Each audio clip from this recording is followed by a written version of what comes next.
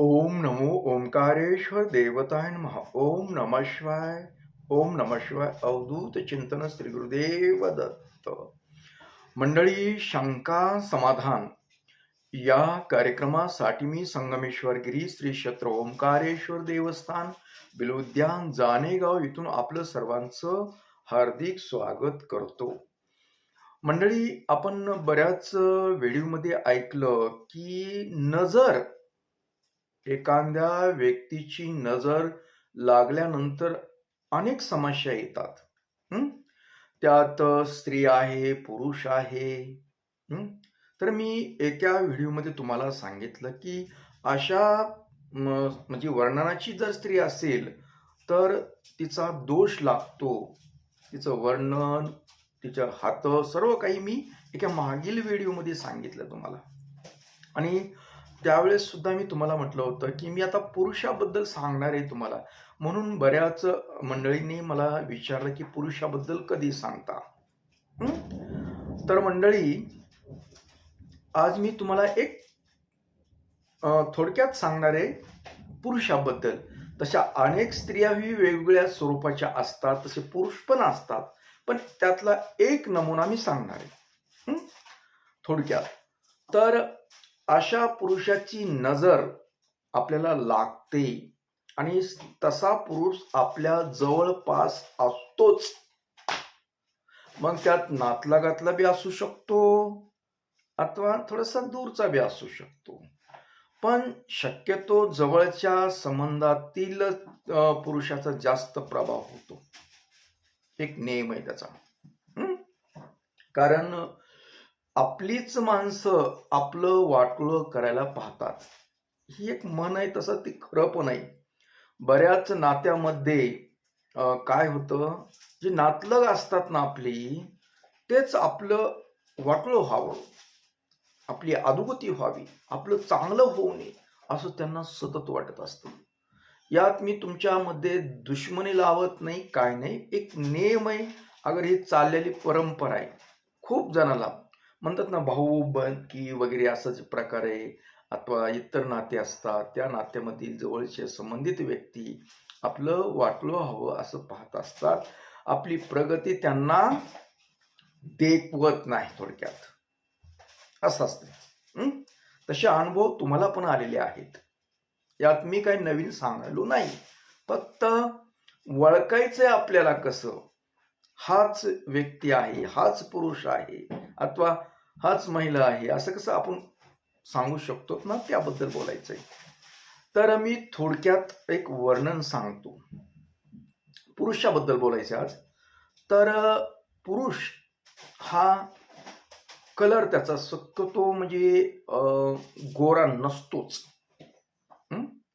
शक्यतो गोरा नसतो, काळा सावळामध्ये मोडतो तो. बऱ्याच वेळेस काळाच असतो जास्त करून, पण काळा थोडासा कमी काळा पण असतो तो. उंची मध्यम स्वरूपाची असते, अति उंच पण नसतो आणि बुटका पण नसतो. मध्यम स्वरूपाचाच असतो. सहजासहजी जाणवत नाही कोणाला ते. फक्त त्याचा स्वभाव सांगतो तुम्हाला एक. अशा पुरुषाला सतत दुसऱ्याबद्दल टीका करण्याची एक सवय असते आणि त्याचा एक स्वभाव अजून एक असतो, तो म्हणजे स्वतःला अति शहाणा समजतो. अति शहाणा समजणे, कायदे पंडित असणे अथवा कुठल्या तरी क्षेत्रामध्ये फार मी शहाणा आहे अग्र, म्हणजे एक भासवतो. वास्तविक खरं काहीच नसतं, पण स्वतःला खूप म्हणजे मी ज्ञानी वगैरे असा समजतो तो. आणि त्याचे बघण्याचा रोख असतो ना, तो हसताना मोकळेपणाने हसत नाही कधी. लक्षात घ्यायचं, एक महत्वाची गोष्ट याच्यामध्ये, तो मोकळं खळखळून हसत नाही. आपण कधी कधी कसं होतं, एखादा जोक घालला, विनोद झाला, तर आपण पोटापासून मधून हसतो का नाही, तसं तो कधीच हसू शकत नाही. केवळ असं करेल जास्तीत जास्त, तितक्या पुरतं हसेल, पण मोकळेपणानं कधी हसणार नाही तो. त्याच्यामध्ये एक वैशिष्ट्य आहे. आणि त्याला सतत वाटतं की माझं ऐकावं. मग घरामधील लोकांवर बी तो हुकूमत गाजवतो. हं? प्रत्येकानं माझं ऐकायला पाहिजे, असं त्याचं मत असतं. पण तितक्यापुरतं घरची मंडळी बी ऐकू शकतात. पण ज्यांना जे करायचंय तेच करतात, हा प्रकार असतो. इतरांवर बी समाजावर सुद्धा त्याचा प्रभाव टाकण्याचा प्रयत्न असतो आणि टाकतो बी, नाही म्हणायला नाही. आणि अशी व्यक्ती गरीब बी असू शकते आणि बऱ्यापैकी परिस्थिती सुद्धा असू शकते. पण ही स्वतः काही करू शकत नाही. स्वतःची काही मिळकत नसते जास्त काही काही. म्हणजे प्रगतिशील असं काही नसतं. का नसतं ह्याचं होत? तर ह्याची जी वृत्ती आहे, दुसऱ्याला तुच्छ समजणं, दुसऱ्याला कमी समजणं, ह्याची मनोवृत्ती असते तशी. ह्याच्या मनामध्ये सतत दुसऱ्याचे दोष काढणं, दुसऱ्याबद्दल मनामध्ये वाईट विचार असणं, कुणाचं त्याला बघवतच नाही. आणि अशा वृत्तीमुळे त्याची आयुष्यामध्ये काहीही प्रगती होत नाही, प्रगतीच होऊ शकत नाही. तो शक्यतो आयत्या पिठावर रेघोट्या मारू शकतो. तो समजा आपण म्हणूया सुशिक्षित असतो, हुशार असतो, सगळं ज्ञान असतं, पण त्या ज्ञानाचा काही उपयोग होऊ शकत नाही. का? तर ही वृत्ती, दुसऱ्याबद्दल तुच्छपणा असणं मनामध्ये, दुसऱ्याचं काही बघवत नाही, त्याच्यामुळं त्याची प्रगती होऊ शकत नाही. ईश्वर अशा व्यक्तीची प्रगती करत नाही कधी. सगळं कसं आपलं ऐकावं सगळ्यांनी, म्हणजे असं म्हणजे दुसऱ्यावर हुकूमत गाजवण्याचा प्रकार. आणि हे लोक मनामध्ये ठेवून मनामध्ये ठेवून गेम करतात. फार खुनशी असतात, खुनशी. कारण त्यांचं बघणं सुद्धा असं असतं, असं क्रॉसिंग बघणार, असं म्हणजे थोडस सतत असं म्हणजे वारीक डोळे करून अगर असं असं करणार, बघणार. त्यावेळेस मी कळतं हे काहीतरी याच्या पोटात शिजत आहे. म्हणजे यांचं मन साफ नाही थोडक्यात. तसं त्यांना काही कालावधीमध्ये मान सन्मान ह्या गोष्टी पण असू शकतात. पण ज्यांना जवळच्या माणसांना ह्या गोष्टी माहीत असल्या अगर ह्याचं जास्त मान देत नाही, पण बाहेर मान सन्मान मिळवण्याचा प्रयत्न करतात. जास्त बोलण्याचा बोलत नाही, मोजकं बोलणार पण कार्यक्रमच करून दाखवणार. चांगल्या समजा प्रतिष्ठित वगैरे व्यक्तींशी संबंध असणं, कुठल्या संस्थेची मोठ्या लोकांशी असे पण असू शकतात. म्हणजे बरेच म्हणजे संपर्क असतात, पण त्याचा काही उपयोग होऊ शकत नाही. कारण समोरच्या व्यक्तीला सुद्धा माहित असतं की ही असे आहे, पण बोलून दाखवत नाही कोणी. म्हणजे मनानं साफ नसतेच ते, अजिबात नाही. त्याच्यामुळं त्यांना जी आर्थिक बाजू म्हणतो ती हवी तशी भेटत नाही. हे सगळे म्हणजे प्रतिष्ठितपणा, मी स्वतः खूप शहाणा आहे, अशा भावामध्ये चालतात.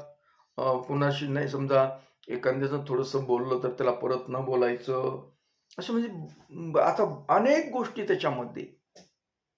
याच्यावरून तुम्हाला कळावं की आपल्या आसपास अशी व्यक्ती आहे का. म्हणजे घमेंडखोर म्हणूया त्याला. आणि सगळ्यात महत्वाचा दोष याच्यामध्ये असतो, आणि ही व्यक्ती म्हणजे बाईल वेडी म्हणतोय आपण. म्हणजे अशा व्यक्तींना स्त्रियांचा खूप नाद असतो. म्हणजे अनेक स्त्रियाशी संबंध ठेवतात ही अशी लोक. असे वागायला दिसतात असे चांगले सभ्य, परंतु यांच्या अंतर्गत ह्याच्यामध्ये अनेक स्त्रियांशी संबंध असतात. म्हणजे थोडक्यात लपडेखोर पण असतात हे लोक. हं? कळत नाही लवकर, पण ज्यांना ते माहीत असतं ते माहीतच होतं ते. म्हणजे एक तुम्हाला लक्षणं सांगालो याच्यामध्ये. हे जसे स्वतः शहाणं समजतात तसं ते वागायला चांगले नसतात. ते वागणूक त्यांची खराब असतं. त्यांचं बघणं स्त्रियांच्या बाबतीत खराबच असतं थोडक्यात. आणि लाडीकपणानं बोलण्याची सवय स्त्रियांशी. खूप लाडीकपणाने बोलणार. हं? म्हणजे स्त्रियांना गोड-गोड बोलायची सवय थोडक्यात. हं. म्हणजे त्यांच्या मनामध्ये सतत ती एक वेळ असते त्यांना, सवय असते त्यांना. हे अशा पद्धतीनं लोक आहेत थोडक्यात. हं? तुमच्या लक्षात आलं का? हां, आता आपल्याला शरीराचं सांगितलं, तुम्हाला कलर सांगितला. अति गोरे वगैरे नसतात. आता त्यांच्या हाताची ठेवण लक्षात यावं तुमच्या. हं? आणि शक्यतो यांचा चेहरा अ, चौकोनी थोडाफार असू शकतो. जास्त बी नाही, गोलाकार नसतो त्यांचा. कपाळ शक्यतो असं आपलं असं गोल असतं ना, ते जर थोडंसं हे असतं, म्हणजे असं चपटं असतं थोडंसं, चपटपणा. हं? भुवयाची जाडी थोडी मोठी असू शकते. भुवया जाड असू शकतात आणि थोड्याशा जवळ असू शकतात. आणि ह्यांचे नख सगळ्यात आपल्याला लक्षात येतं नख असं बोलताना असं तसं. आता समजा माझे नख आहेत. हं? तुम्हाला दिसतेत ना? हं? आता असं पुढे करू. हे नख कसे दिसतात तुम्हाला? आहे का कुठं डाग ह्याच्यावर? नाही. या हाताच्या वर पण नाही आहे. तर अशा लोकांचे नख थोडेसे काळसर असतात, काळसर. आणि त्याच्यामध्ये उभ्या रेषा, म्हणजे ह्या नखावर इथं असे जे आहेत ना, हे काळसर रेषा असतात उभ्या. म्हणजे गुलाबी कलर नसतो त्यांचा नखाचा. मेन गोष्ट सांगायची म्हणजे पांढरट काळसर असतं त्याच्यात. आणि असं हे जे असतं, इथला जे भाग असतो, हे म्हणजे असं गुबगुबीत नसतो. विशेष म्हणजे स्त्रियांचं ते म्हणलं ना की पाठीमाग असं गुबगुबीत, यांचा गुबगुबीत नसतो. यांचा असं केलं तर हाड दिसायसारखा भाग राहतो. आणि विशेष म्हणजे ह्यांच्या हातावर सुद्धा रेषा आडव्या उभ्या जास्त प्रमाणात असतात. मग हाच मोठा प्रॉब्लेम आहे की ही छेडछाड करणारे लोक. म्हणजे आपल्याला कुठल्या गोष्टीवर निरीक्षण करायचं हे चाललंय. विशेष म्हणजे यांची लय जाड जुडीत नाहीत, आहेत काही असतात, पण शक्यतो हे सडपातळ राहतात जास्त. आता हे असे वर्णनातले लोक हे नेमकं आता करतात काय ते बोलायचं. तुम्हाला तर सांगितले नजर लागते, पण त्याच्यामध्ये महत्वाचं काय, आपल्या समजा संपर्कात सतत आले की त्यांचं बघणं बघायचं, त्यांचं बघण्याची तुळून काय बघतात ना, तर एखाद्या गोष्टीवर त्यांनी नजर लावली. एखादं आपलं घर आहे समजा, घरावर जरी त्यांची नजर पडली तशी, तर घरामध्ये समजा काही ना काही प्रॉब्लेम घर मध्ये पडझड होऊ शकते. तुम्ही म्हणता असं कसं? हो. विशेष म्हणजे तुमच्या नवीन तुम्ही बांधकाम काही करायला आता अशा ठिकाणी जर असे लोक आले असे, तर तुमच्या बांधकामामध्ये दोष निर्माण होतो. त्या मिस्त्री लोकांकडून काहीतरी वाकडं तिकडं तरी होणार, काहीतरी होणार, अगर नुकसान तरी होणार. अलग लक्षात. ही ठरलेला आटम असतो.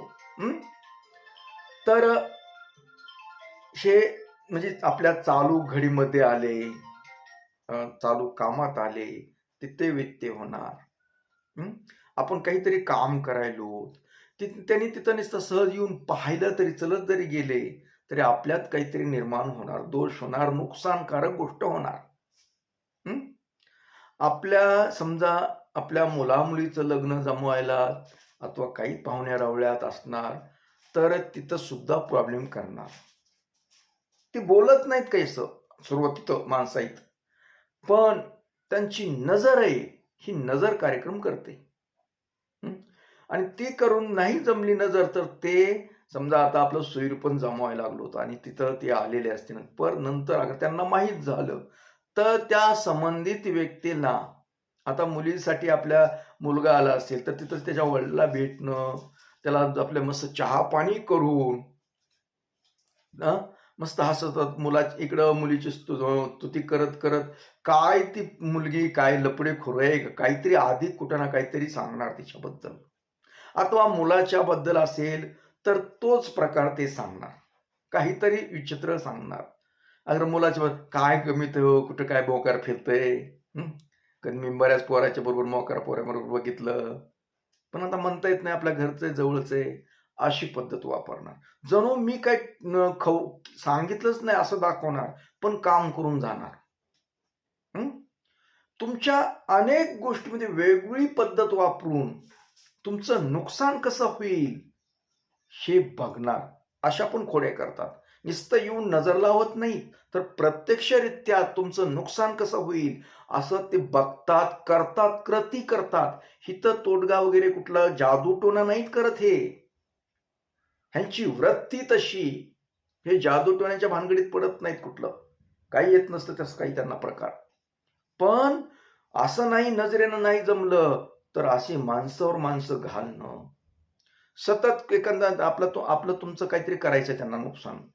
तर तुमच्या संबंधित त्याच्या एखाद्या व्यक्तीला सांगून, आता तुम्ही एखादं काम धरलंय, तिथं पाहिलं, त्यांना नाही रुजलं.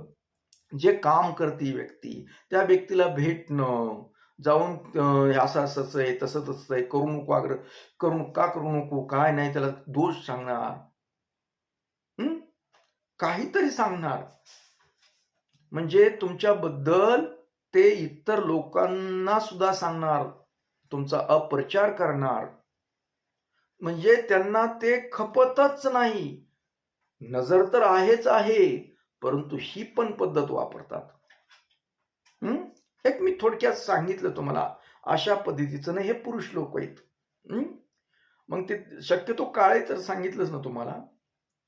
तर आता फक्त निरीक्षण करायचं, की असे लोक अगर असा प्रकार होतोय का आपल्या जवळपासचे नातलं कुणी करतंय का? अथवा जवळचे मित्र असतील कुणी, ते करतात का? याची दक्षता घ्यायची, लक्ष ठेवायचं आणि लक्ष ठेवूनच यांच्यापासून हातभर लांब राहायचं. हातभर नाही म्हणण्यापेक्षा 1 किलोमीटर दूर राहा, असं म्हणतो मी तुम्हाला.